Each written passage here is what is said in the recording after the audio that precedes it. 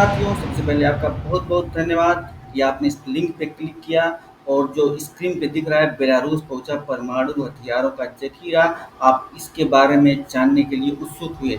तो दोस्तों जी हाँ, जैसा इसमें बताया गया है उसी के हिसाब से मैं आपको एक-एक स्टेप करके आगे से आगे बढ़ाता रहूँगा। दोस्तों चैनल को लाइक करें और सब्सक्राइब करें।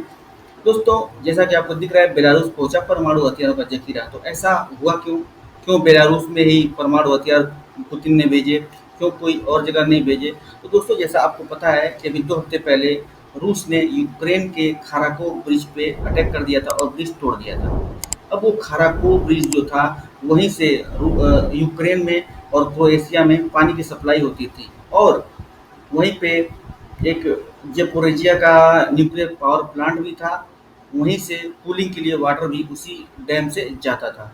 तो इस तरीके से रूस ने उस डैम को तबाह करके यूक्रेन के लिए एक भारी संकट पैदा कर दिया है और वहीं पे यूक्रेन यूक्रेन ये कह रहा है कि हमारा ब्रिज रूस ने डैमेज किया है, जबकि रूस ये कह रहा है कि नहीं, ये क्यों नहीं अपना ब्रिज खुद ही उन्होंने डैमेज किया है।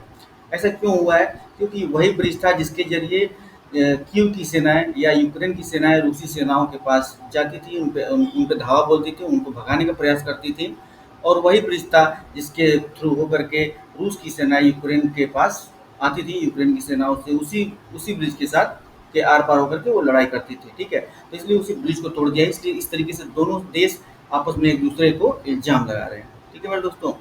अब ये धीरे-धीरे बात बढ़ते-बढ़ते इतनी बढ़ गई है कि अ, उसने व्लादिमीर पुतिन ने ये फैसला लिया है कि मैं अब परमाणु हथियारों का सहायता लूँगा और अपना लॉन्चिंग पैड बेलारूस में बनाऊँगा, ठीक है? अब चूँकि आपको पता ही है कि यूक्रेन, फ़िनलैंड और पूरे नाटो देश एक साथ हो गए हैं रूस के खिलाफ। अब रूस को भी अपना मजबूती के लिए अपने स्टैंड के लिए उसने ये स्टैंड लिया है कि वो परमाणु हथियारों का ज़ख़ीरा जो है बेलारूस में भेज दिया है। ठीक है? ठीक है मेरे दोस्तों। अब उसमें परमाणु हथियारों में कौन-कौन से हथियार हैं, उसमें टैक्टिकल मिसाइलें हैं। ठीक है? अब टैक्टिकल मिसाइलें होती क्या है? वो शॉर्ट रेंज की मिसाइलें होती हैं, यानी 500 से 600 किलोमीटर तक वो लोग मारक क्षमता उनकी होती है। तो आइए थोड़ा-सा आपको दिखा देते हैं कि टैक्टिकल मिसाइलें होती क्या हैं। ये एक चैनल है यूट्यूब का, जिसमें वियॉन चैनल है, इसके हवाले से हम दिखा रहे हैं आपको। Kilometers. It also includes air and air and sea sea-launched weapons with a range of less than 600 kilometre. kilometers. Tactical nukes constitute a large percentage of the arsenals of the nuclear weapons of states.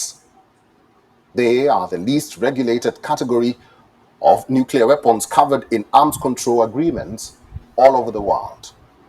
Tactical nukes are only subject to an informal regime created by unilateral, parallel declarations made by Bush and Gorbachev in 1991. In some respects, tactical nukes are more dangerous than strategic weapons. तो मेरे Their दोस्तों small size, आपने vulnerability, देखा किस तरीके से tactical मिसाइलें जो होती हैं कितनी खतरनाक होती हैं, जो रेगुलर वेपन होते हैं उनसे खतरनाक होती हैं, ठीक है? इसी बीच में जो नाटो के कंट्री हैं, जो नाटो के सहयोगी देश हैं, वो सारे के सारे अब रूस के खिलाफ जा रहे हैं और वो लोग रूस की बुराई कर रहे हैं कि रूस को ऐसा नहीं करना चाहिए, रूस को परमाणु हथियारों से अटैक नहीं करना चाहिए। दोस्तों आपको एक बात बताते चलें कि जो ये परमाणु हथियार हैं, जो रूस ये टैक्टिकल मिसाइलें हैं, वो नागासाकी और हिरोशिमा पे जो परमाणु हथियार हुए थे, हमला हुआ था, उससे कहीं ज़्यादा खतरनाक है मेरे दोस्तों। तो चलिए अब ये एक और बात कर लेते हैं कि आखिर बेलारूस को ही क्यों चुना गया लॉन्चिंग पैड के लिए रूस ने क्यों चुना, ठीक है? तो देखिए Belarus is located in the eastern Europe bordering Russia to the east of 5 NATO country, क्योंकि ये 5 नाटो देशों के से बॉर्डर शेयर करता है, ठीक है? कौन-कौन से? पोलैंड, लिथुआनिया, लातविया और Estonia and A small section of Norway, ठीक है? इस तरीके से 5 देशों के साथ बेलारूस जो है बॉर्डर शेयर करता है, इसीलिए वहाँ पे लॉन्चिंग पैड बनाया गया ताकि वहाँ पे इन नाटो कंट्री से भी आराम से उनको कंट्रोल किया जा सके, ठीक है? Poland the largest of this country shares A border that extend over 400 kilometre with the Belarus. Okay, Belarus से 400 किलोमीटर की तक की इसकी सीमाएं पोलैंड की सटी हुई हैं, जो कि नाटो देशों में सबसे बड़ा भी है। ठीक है, और Lithuania shares border 680 kilometre, Latvia shares border of 171 kilometre with Belarus, while Estonia shares border of 135 kilometre and Norway share small border कितना 23.5 kilometre with Belarus in the far north. ठीक है, अब इसीलिए जो है इस बेलारूस को ही एक लॉन्चिंग पैड बनाया गया है। जैसा कि आप देख रहे हैं, ये बेलारूस है बीच में, ये रेड बॉर्डर वाला, ये लिथुआनिया है, ये लातविया है, ये पोलैंड है, ये कीव है। बेलारूस से कीव की डिस्टेंस, बेलारूस की राजधानी है मिन्स्क, और यूक्रेन की राजधानी है कीव। इन दोनों राजधानियों के बीच की डिस्टेंस जो है 400, 450, 500 किलोमीटर है। और जो अपनी ये टैक्टिकल मिसाइलें होती हैं, उनकी भी रेंज 500-600 के आसपास है। ठीक है दोस्तों, तो इस तरीके से रूस ने बहुत ही सोच समझ के बेलारूस को अपना लॉन्चिंग पैड बनाया है। तो यहाँ पे देख लेते हैं, आप देखिए कैसे टेक्टिकल मिसाइल का ये फिगर है।